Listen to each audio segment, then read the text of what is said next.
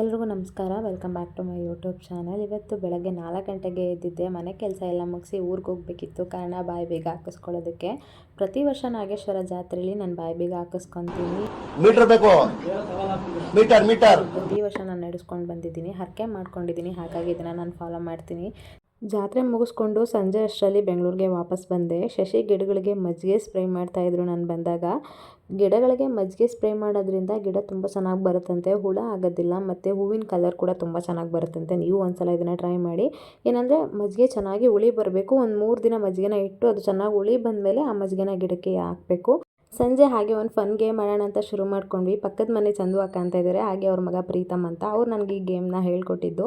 ಈ ರೀತಿ ಚೇರ್ ಮೇಲೆ ಕೂತ್ಕೊಂಡು ಬೆಡ್ಶೀಟ್ ಗೊಬ್ಬರ ಹಾಕಿ ಬೆಡ್ಶೀಟ್ ಎಳೆದ ತಕ್ಷಣ ಕೈ ಬೆರಳನ್ನ ಟಚ್ ಮಾಡಿದ್ರೆ ಶಾಕ್ ಹೊಡೆಯುತ್ತೆ ಗೊತ್ತಾ. ನಾನು ಫಸ್ಟ್ ನಂಬಲಿಲ್ಲ, ಬಟ್ ಇದು ನಿಜವಾಗ್ಲೂ ಹಂಗಾಗುತ್ತೆ. ನೀವು ಕೂಡ ಮನೇಲಿ ಟ್ರೈ ಮಾಡಿ, ಎಂಟರ್ಟೈನಿಂಗ್ ಆಗಿರುತ್ತೆ.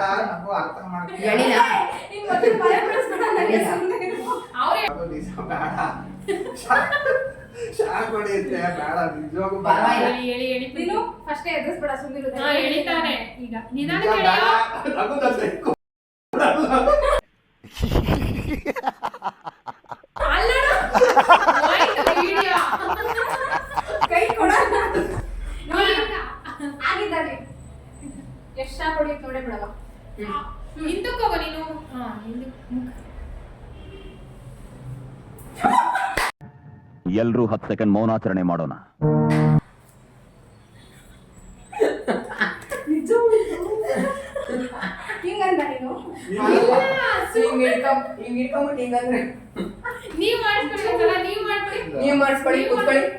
ಅಂಕಲ್ ಆಂಟಿ ಲವ್ ಸ್ಟೋರಿ ನನ್ನ ಕೈಲಿ ನೋಡಕ್ ಆಯ್ತಿಲ್ವೇ? ಯಾರಿದ್ರೆ ಖಂಡನೆ ಮಾಡ್ಬಿಡ್ತೀನಿ ಹೇಳ್ರಿ. ಈಗಿರೋದ ಆಟ ಅಸಲಿ ಆಟ. ಏನಂದೆ? ಇನ್ನೊಂದ್ಸಲ ಹೇಳು. ನೀನ್ 7 ಮಿಂಡ್ರಿ ಆದ್ರೆ ನಾನು 14 ಮಿಂಡ್ರಿ.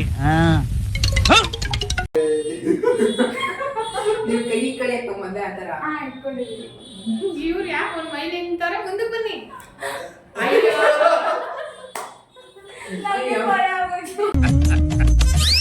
ನಗು ಬರ್ಲಿಲ್ವಾ? ಏನಾಗಲ್ಲ, ಇಟ್ಕೊಳ್ಳಿ. ಏನ್ ರಿಯಲ್ ಕರೆಂಟ್ ಹೊಡಿತಾ? ಅದು ಹಂಗೆ ಫೀಲ್ ಆಯ್ತು ನಂಗೆ. ಇರು ಸ್ವಲ್ಪ ಹೊತ್ತು ಬಿಟ್ಟು ಹೇಳಿ. ಬರೀ ಡೌಗಳು ನಿಂದು.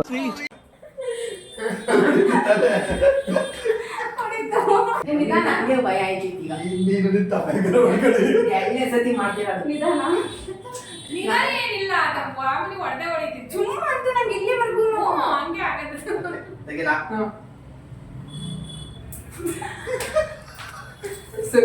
ಈ ಫನ್ ಗೇಮ್ ಅಂತೂ ಸಖತ್ ಮಜಾ ಇರುತ್ತೆ ಗೊತ್ತಾ. ನೀವು ಕೂಡ ಮನೆಯಲ್ಲಿ ಟ್ರೈ ಮಾಡಿ. ನಿಮಗೂ ಶಾಕ್ ಹೊಡಿತಾ ಇಲ್ವಾ ಅಂತ ಕಮೆಂಟ್ನಲ್ಲಿ ತಿಳಿಸಿ. ನಮ್ಮ ಮನೆಯವ್ರು ನೋಡಿ ಕಿಟಕಿಯಲ್ಲಿ ಧೂಳು ಕೂತಿದೆ ಅಂತ ಹೇರ್ ಡ್ರೈಯರಲ್ಲಿ ಕಿಟಕಿ ಕ್ಲೀನ್ ಮಾಡ್ತಿದ್ದಾರೆ. ಬಟ್ಟೆಲಿ ಒರೆಸ್ಕೋಬೋದಿತ್ತಲ್ವಾ? ಯಾಕ್ರಿ ಹೇರ್ ಡ್ರೈಯರ್ನೆಲ್ಲ ಎಂತೆಂಥ ಕೆಲ್ಸಕ್ಕೆ ಯೂಸ್ ಮಾಡ್ತಿದ್ದೀಯ ನೀನು? ನಿಮ್ ದಪ್ಪಯ್ಯ ಅಂತೀನಿ, ದಯವಿಟ್ಟು ಇದನ್ನ ಹೇಳಿಕೆ ಬಿಟ್ಬಿಡಿ ಪ್ಲೀಸ್. ಮತ್ತೆ ಮತ್ತಿಲ್ಲಿರೋದೆಲ್ಲ ಹೋಗ್ಬೇಕಲ್ಲ. ನಾಗು ಏನು ಮಾರುತ್ತಿದೀಯೋ?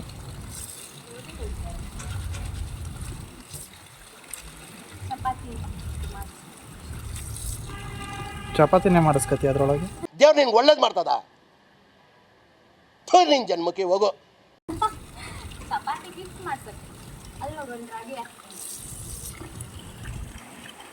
ರಾಗಿ ಆಲ್ರೆಡಿ ತೊಳೆದು ಒಣಾಕಿದ್ಯಾ? ಹಾಗೆ ಮನೆಯಲ್ಲಿ ಚಪಾತಿ ಹಿಟ್ಟು ಸ್ವಲ್ಪ ಖಾಲಿ ಆಗಕ್ಕೆ ಬಂದಿತ್ತು, ರಾಗಿ ಹಿಟ್ಟು ಖಾಲಿಯಾಗಿತ್ತು.